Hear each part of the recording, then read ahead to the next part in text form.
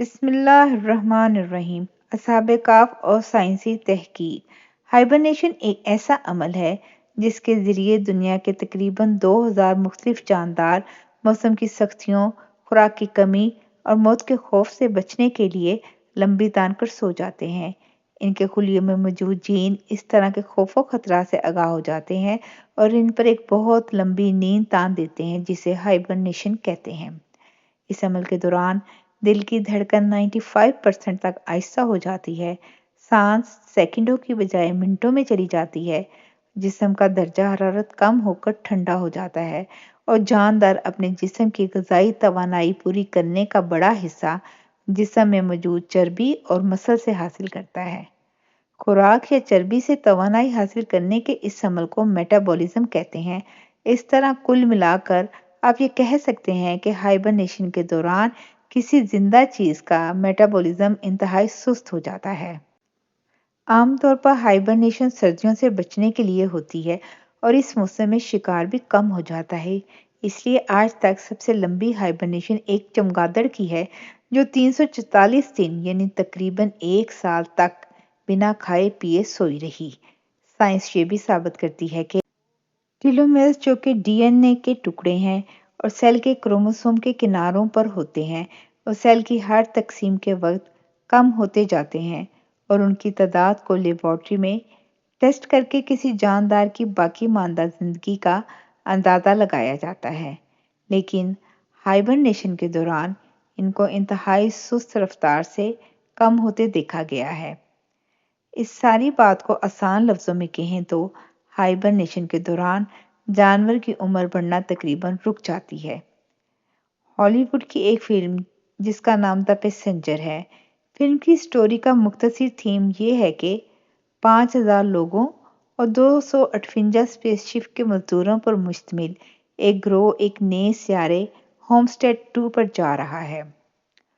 سیارہ چونکہ زمین سے 120 نوری سال پر واقع ہے، اس لیے انسان کا اپنی نارمل زندگی میں جس میں وہ بمشکل 70 سے 80 سال طبی عمر پاتا ہے جانا مشکل ہے۔ اس لیے سائنسدان ایسے تابوت تیار کرتے ہیں جس میں ہر شخص کو ہائبرنیٹ کر دیا جاتا ہے تاکہ اس کی عمر انتہا درجے کی آہستہ ہو جائے اور یہ 120 سال کا عرصہ گزر جائے اور وہ نئے سیارے پر ایک نئی زندگی کے ساتھ اتریں۔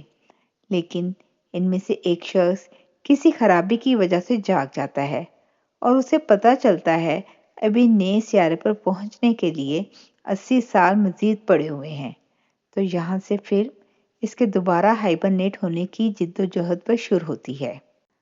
اب ذرا قرآن کی سورۃ کاف کے ان چند جملوں پر غور کریں تو ہم نے غار میں کئی سالوں تک ان کے کانوں پر نیند کا پردہ ڈالے رکھا اور جب سورج نکلے تو تم دیکھو کہ وہ ان کی غار کے داہنی طرف سمٹ جائے اور جب غروب ہو تو بائیں طرف کترا جائے اور اس کے میدان میں تھے۔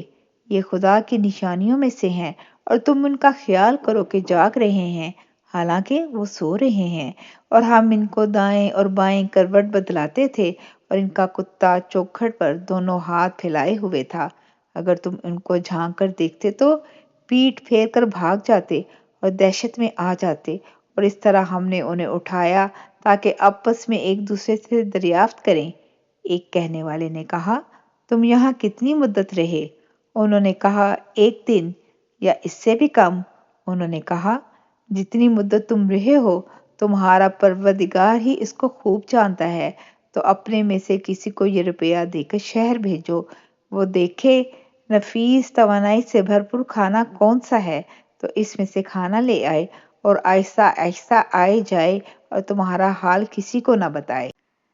سائنس یہ کہتی ہے کہ ہائبرنیشن کے دوران کئی جانداروں کے جسم کے کئی حصے کام کرنا بند کر دیتے ہیں، چاہے باہر کا درجہ حرارت جیسا بھی ہو۔ دنیا کی زیادہ تر غاروں کا درجہ حرارت سارا سال مستقل رہتا ہے۔ اصحاب کہف کا پہلا قدم غار تھا، اس کے بعد سو جانا۔ قرآن کا یہ کہنا کہ ان کے کانوں پر نیند کا پردہ ڈال دیا دراصل ہمارے اندرونی کان کے حصے کی طرف اشارہ ہو سکتا ہے جو ایک غیر معمولی آواز پر چونک کر دماغ کو سگنل بھیجتا ہے اور دماغ ہمیں جگا دیتا ہے، لیکن اصحاب کے معاملے میں وہ حصہ مکمل رک چکا تھا۔ اگر سورج کی روشنی غار میں پڑتی تو غار کا درجہ حرارت بڑھتا جو اصحاب کو جگا سکتا تھا۔ دوسرا، سورج کی تیز شعاعیں جلد پر پڑنے سے جسم میں فری ریڈیکل مالیکیولز بڑھتے ہیں جو انسان کی عمر بڑھانا شروع کر دیتے ہیں، لیکن قرآن کا یہ کہنا کہ طلوع اور غروب کے وقت سورج غار کے سامنے نہ ہوا کہانی کو بڑے دلچسپ مرحلے میں لے کر جا رہا ہے، یعنی غار سارا عرصہ ٹھنڈی رہی۔ سائنس مانتی ہے کہ سویا ہوا شخص اگر زیادہ دیر تک کروٹ نہ بدلے تو خون کا بہاؤ رکنے اور پریشر کی وجہ سے جسم پر بڑے بڑے زخموں کی بیماری کا شکار ہو سکتا ہے، جسے پریشر السر کہتے ہیں۔ لیکن قرآن کہتا ہے کہ اصحاب کی کروٹ باقاعدہ بدلائی جاتی رہی، چنانچہ وہ اس بیماری سے محفوظ رہے۔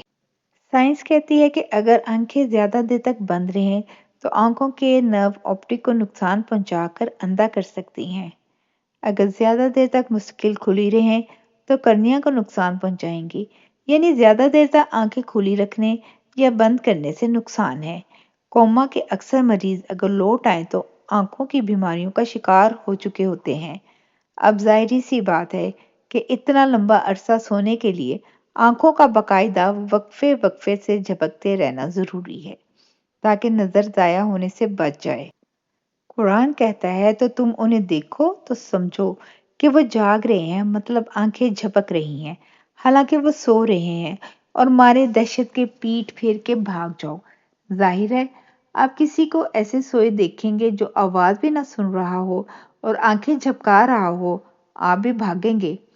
سائنس کہتی ہے ہائبرنیشن میں ایک جاندار اپنے جسم کی انرجی کا بڑا حصہ استعمال کر لیتا ہے اور باہر آتے ساتھ ہی وہ شکار شروع کر دیتا ہے۔